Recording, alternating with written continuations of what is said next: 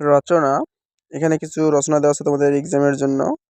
তো দেখো, ১ নম্বরে স্বদেশপ্রেম ১০০%, ২ নম্বরে অধ্যবসায় অথবা সময়ানুবর্তিতা ১০০%, ৩ নম্বরে মানব কল্যাণে বিজ্ঞান ১০০%, ৪ নম্বরে কম্পিউটার অথবা জাতি গঠনে নারী সমাজের ভূমিকা ১০০%, ৫ নম্বরে পরিবেশ দূষণ অথবা বাংলাদেশী উৎসব ৯৮%, ৬ নম্বরে ষড়ঋতুর বাংলাদেশ অথবা বাংলাদেশের প্রাকৃতিক দুর্যোগ 90%, ৭ নম্বরে শ্রমের মর্যাদা ১০০%, ৮ নম্বরে মাদকাসক্তি ও তার প্রতিকার ১০০%, ৯ নম্বরে সমাজ উন্নয়নে ছাত্র সমাজের ভূমিকা ৯৯%, ১০ নম্বরে আন্তর্জাতিক মাতৃভাষা দিবস ৯৯%।